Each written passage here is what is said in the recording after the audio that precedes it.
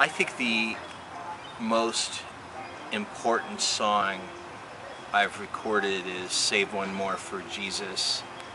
And I know it's challenging to try to select out of an entire repertoire, but I think it comes down to, if you only have one thing to say to people, what would you say? And boy, do I say it in that song. And I got the idea for the song from Purpose-Driven Life, the book.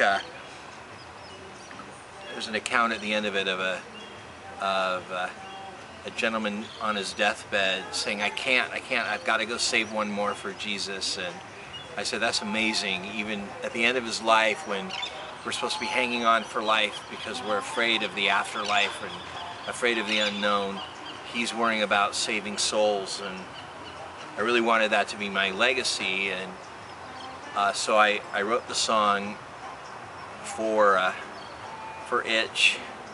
The tune of the chorus is actually paying homage to a Runaways song called Trash Can Murders that I always wanted to do, but really doesn't fit in with my repertoire.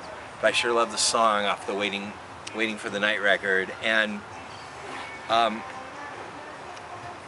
try to do Save One More for Jesus as often as I can. Certainly there was a 2-year period where I did it at every show, and I just recently re-recorded it for the Monsters CD so I could keep doing it. It means a lot to me to just look at an audience and say, this is what I'm here for. I'm here to save you all, and whether you're already saved or you just need a kick in the pants, that's what I'm here for. And I'm going to do anything to, kind of like Cal Worthington, I'll stand upon my head to beat all deals. You know, I'll do anything it takes. I'll do anything it takes to lead you to Christ. And the second song in Itch is Under His Shadow. And when I was recording Not Unclean, 2 extra songs were recorded during that session. I recorded the song 2, which was never intended to be on Not Unclean. It ended up on Zombies, but it was recorded actually because I sang that song at a friend's wedding, and I wanted to make a copy of that song for them as a gift.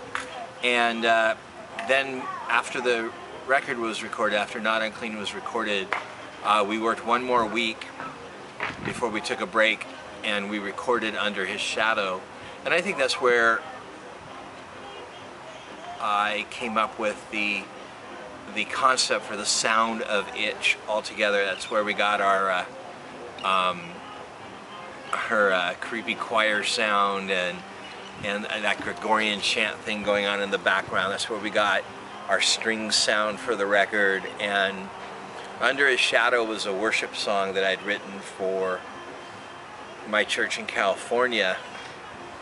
And I just loved being in a room full of people whose arms were raised, singing, "So sweet to our taste, Lord, you are," you know. And it comes from Song of Solomon, and I guess that makes it a wee bit provocative because it actually comes from a passage of scripture that's considered rather sexual in nature.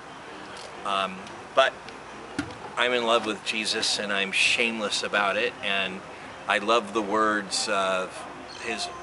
I found his fruit was sweet to my taste, and since there's a psalm that says, "Taste and see that the Lord is good," I felt really confident that that would make a great worship song, and I was so excited about what the next record would sound like because I loved how this song turned out. So 6 months later, when we went to record the next record, I really knew going in what I wanted all of Itch to sound like. And unfortunately, I was sick most of the time recording Itch, and we recorded it early in the mornings. It was really cold where we were at, and I had a really rough time with it. It happens to be one of my best-selling records to date, has the most downloads of any record, and it was the most criticized amongst my friends when I did it. I guess not everybody has the same vision that the Lord has, but I'm really, really happy with how it turned out. It's one of the only ones of my records that I've actually gone back and just listened to for fun, like in my car mixed in with my rock and roll records. And right around the time that I was getting ready to put the songs together for Itch, my friend Leah, who had contributed the poetry for There's Hope and Human Love off of Not Unclean,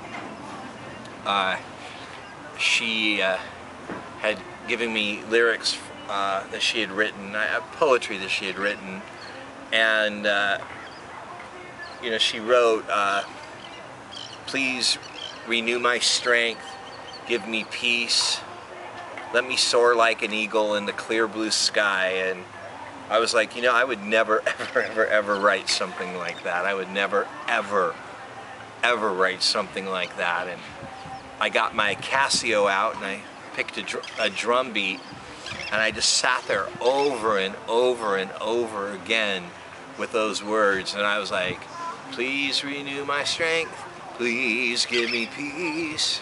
And I was like, I was kind of digging it, you know. I was like, wow, I really like it. I've got chills talking about it, because, you know, I'm in my room and I was like a little kid dancing around, and, you know, to Led Zeppelin in front of a mirror and nobody knows, but I was like, let me soar like an eagle.